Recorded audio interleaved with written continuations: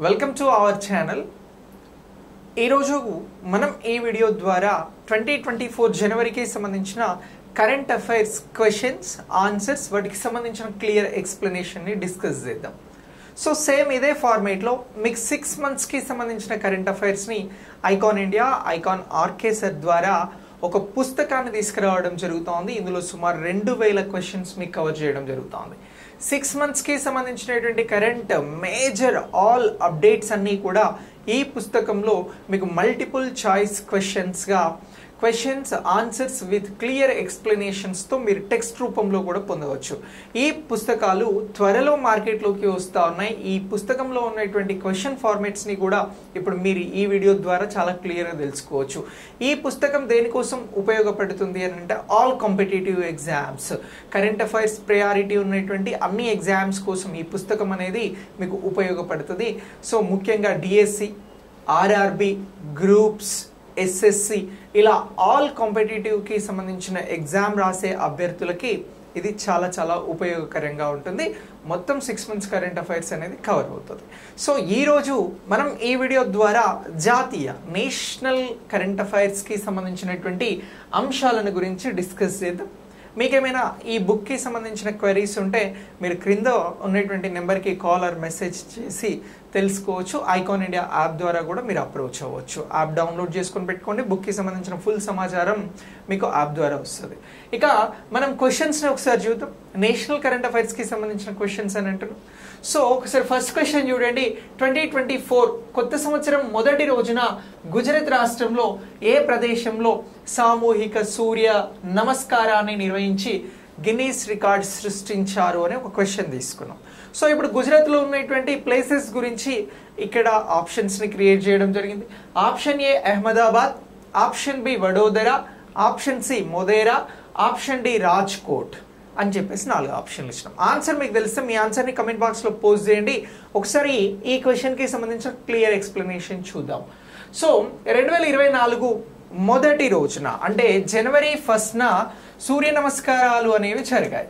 So ఎప్పుడు అని అంటున్నాం, జనవరి 1న సూర్య నమస్కారాలు అనేవి నిర్వహించడం జరిగింది.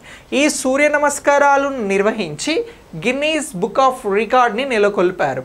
అయితే ఎన్ని చోట్ల సూర్య నమస్కారాలను నిర్వహించారు అని అంటే 108 ప్రదేశాలలో ఈ సూర్య నమస్కారాలను నిర్వహించడం జరిగింది.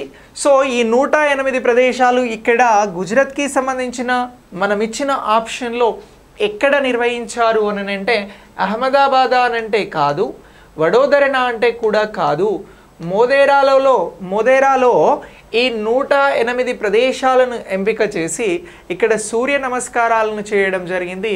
ముఖ్యంగా ఇక్కడ సూర్య దేవాలయంలో, ఇక్కడ మోదేరాకి సంబంధించినటువంటి సూర్య దేవాలయంలో సుమారు 2500 మంది సూర్య నమస్కారాలలో పాల్గొనడం జరిగింది. ఎంతమంది అని అంటున్నాం, 2500 మంది. ఇలా ఈ మోదేరా ప్రాంతానికి సంబంధించి 108 ప్రదేశాలలో సూర్య నమస్కారాలను నిర్వహించి గిన్నీస్ బుక్ ఆఫ్ రికార్డ్ని నెలకొల్పడం జరిగింది.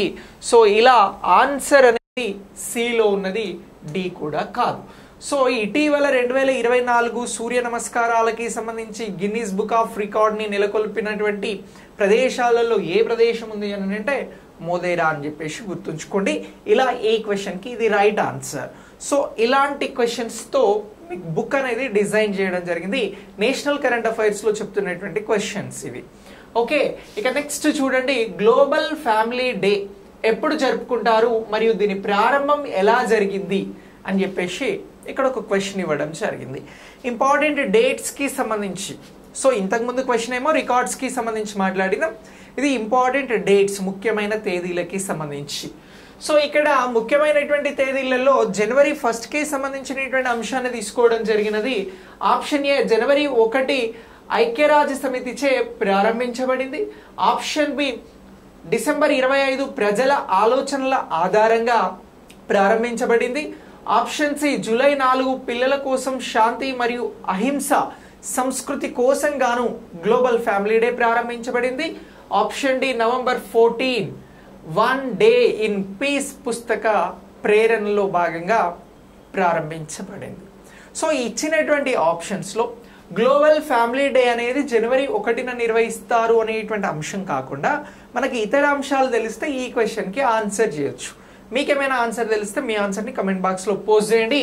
మనం ఇక్కడ డిస్కస్ చేస్తున్నటువంటి ఈ క్వశ్చన్కి సంబంధించి రైట్ ఆన్సర్ వచ్చి ఐక్యరాజ్య సమితిచే ఇది ప్రారంభించబడింది. గ్లోబల్ ఫ్యామిలీ డే అనేది జనవరి 1న దీన్ని నిర్వహించడం జరుగుతోంది. Option A is the right answer. అయితే ఇక్కడ గ్లోబల్ ఫ్యామిలీ డే ప్రారంభించడానికి ప్రేరణ మాత్రం వన్ డే ఇన్ పీస్ అనేటువంటి పుస్తకం ప్రేరణ అని చెప్పేసి ఇక్కడ గుర్తుంచుకోవాల్సి ఉంటుంది. So one day in piece అనేటువంటి ఈ బుక్ ద్వారా ఇక్కడ ప్రేరణ పొంది ఐక్యరాజ్య సమితి చేత జనవరి 1న గ్లోబల్ ఫ్యామిలీ డే అనేది ప్రారంభించబడింది. సో ఇలా ఈ అంశాన్ని మనం గుర్తించాల్సి ఉంటుంది. అయితే ఇక్కడ ప్రారంభం ఎలా జరిగింది అన్నారు కాబట్టి మనం ఆప్షన్ ఏ తీసుకోవడం జరిగింది. ఒకవేళ ప్రేరణ ఏమిటి అని అంటే ఆప్షన్ డి తీసుకోవాలి. కానీ మనం క్వశ్చన్ అడిగిందే ఎప్పుడు ప్రారంభమైంది, ఎలా ప్రారంభమైంది అని అడిగినాం కాబట్టి ఐక్యరాజ్య సమితి చేత ఇది ప్రారంభించబడింది అనేది ఇక్కడ రైట్ ఆన్సర్గా గుర్తించాల్సి ఉంటుంది. సో ఇది దీనికి సంబంధించినటువంటి ఆన్సర్ ఎక్స్ప్లెనేషన్. సో ఇలాంటి క్లియర్ ఎక్స్ప్లెనేషన్స్తో మీకు ఈ బుక్ అనేది డిజైన్ చేయడం జరిగింది. థర్డ్ క్వశ్చన్ చూడండి. భారతదేశం మరియు యుఏఈ మధ్యన డెజర్ట్ సైక్లోన్ 2024 ఉమ్మడి మిలిటరీ ఎక్సర్సైజ్ యొక్క ప్రాథమిక లక్ష్యం ఏమిటి అని చెప్పేసి ఇక్కడ క్వశ్చన్ తీసుకోవడం జరిగింది. సో ఇప్పుడు ఈ క్వశ్చన్ వచ్చి మనకి ఎక్సర్సైజెస్ లేదా వ్యాయామాలకి సంబంధించినటువంటి క్వశ్చన్. సో వ్యాయామంల మీద మనకి ఎగ్జామ్స్ లో క్వశ్చన్స్ అనేవి అడుగుతా ఉన్నారు. ఒకసారి ఆప్షన్స్ చూస్తే పట్టణ కార్యకలాపాల్లో జ్ఞానం మరియు ఉత్తమ అభ్యాసాల మార్పిడి అని అంటున్నాం. ఆప్షన్ బి వచ్చి ఎడారి యుద్ధ వ్యూహాల అభ్యాసము అని అంటున్నాం. ఆప్షన్ సి అంతర్జాతీయ సంబంధాల బలోపేతము. ఆప్షన్ డి నావిక సమర తంత్రాల పరీక్ష అనేటువంటి ఆప్షన్స్ ని ఇక్కడ ఇవ్వడం జరిగింది.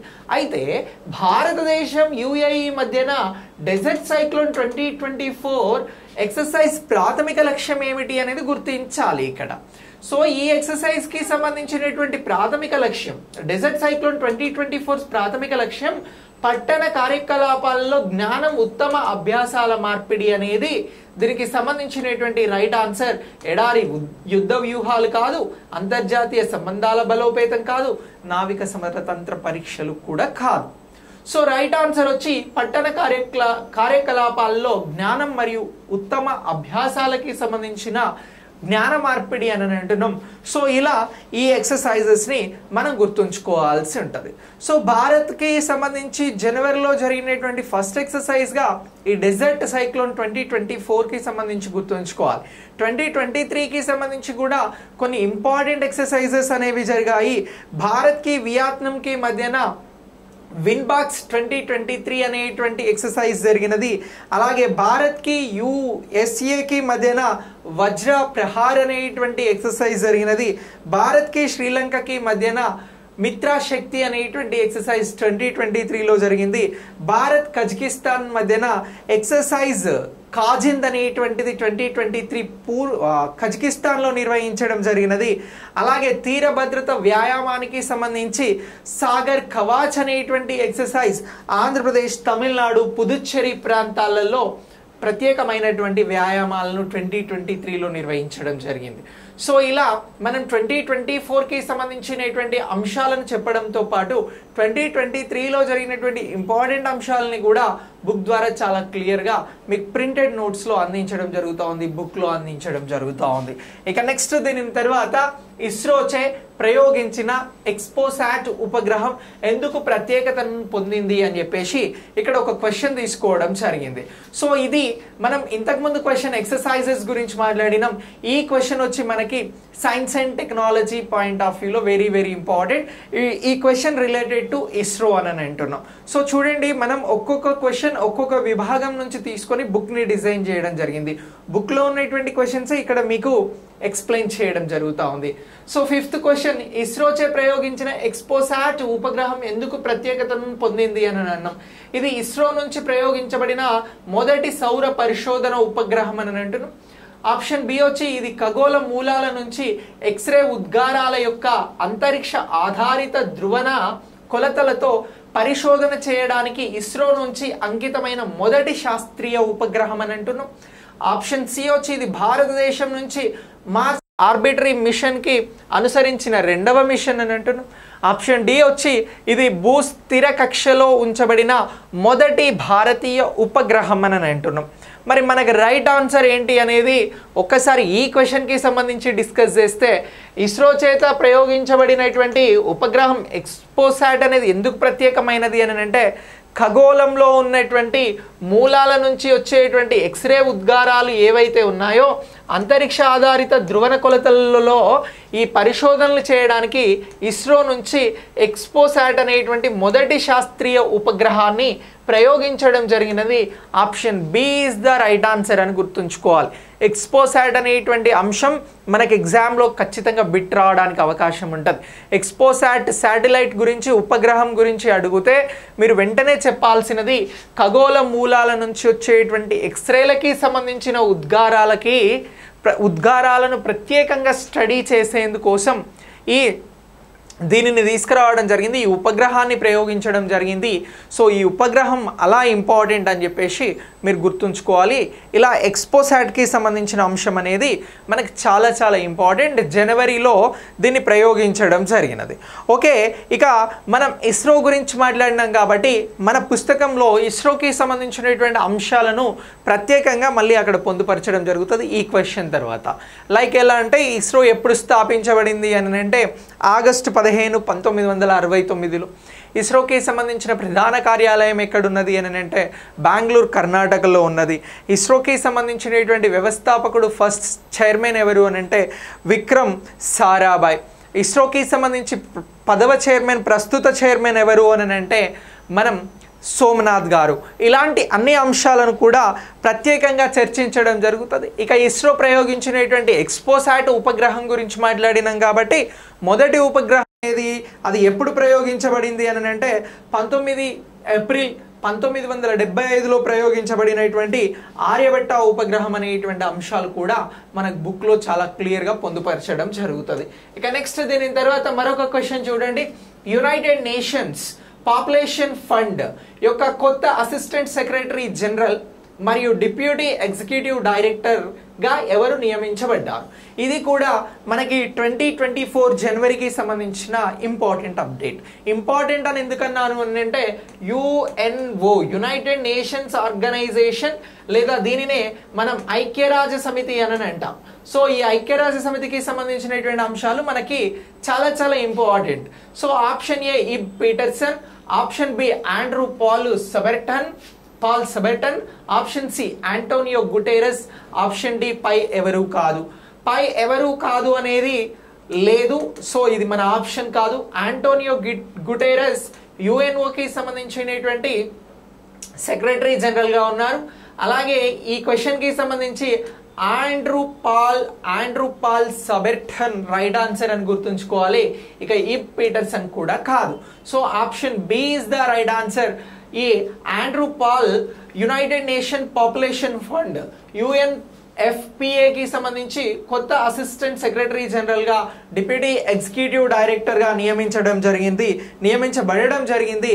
సో ఇలా ఈ అంశాన్ని మనం ఎగ్జామినేషన్ పాయింట్ ఆఫ్ వ్యూలో గుర్తుంచుకోవాల్సి ఉంటుంది. Very very important. ఇది కూడా ఇటీవల జరిగినటువంటి అప్డేట్. సో మనం ఒకటి యునైటెడ్ నేషన్కి సంబంధించిన క్వశ్చన్, మరొకటి శాటిలైట్కి సంబంధించిన క్వశ్చన్, అంతకుముందు ఎక్సర్సైజ్కి సంబంధించిన క్వశ్చన్, అంతకంటే ముందు మనం డిస్కస్ చేసినటువంటి క్వశ్చన్ ఇంపార్టెంట్ డేట్స్కి సంబంధించి, అంతకంటే ముందు ఒక వరల్డ్ గిన్నీస్ బుక్ రికార్డ్ గురించి డిస్కస్ చేయడం జరిగింది. ఇలా డిఫరెంట్ క్వశ్చన్స్తో ఎవ్రీ ఇంపార్టెంట్ టాపిక్ కవర్ అయ్యేలాగా మనకి ఈ బుక్ని డిజైన్ చేయడం జరిగింది. ఆల్ కాంపిటేటివ్ ఎగ్జామ్స్కి with questions, with answers, with explanation మీరు ఈ బుక్ని ఎంజాయ్ చేయవచ్చు, చదవచ్చు. మంచి స్కోరింగ్కి ఇక్కడ అవకాశం ఉంది. సో కరెంట్ అఫైర్స్ ప్రయారిటీ ప్రతి ఎగ్జామ్లో ఉంది, ఎక్కువగా అడుగుతూ ఉన్నారు కాబట్టి మీకు ప్రతి అంశాన్ని కవర్ అయ్యేలాగా బుక్ని డిజైన్ చేసినాం. అతి త్వరలో బుక్ అనేది మీ ముందుకు రాబోతూ ఉంది. మీకు ఇంకేమైనా డౌట్స్ ఉంటే మీరు క్రింద ఇస్తున్న నెంబర్కి కాల్ లేదా మెసేజ్ చేసి బుక్కి సంబంధించిన వివరాలను తెలుసుకోవచ్చు. Thanks for watching. నెక్స్ట్ క్లాస్లో మరిన్ని క్వశ్చన్స్తో కలుద్దాం.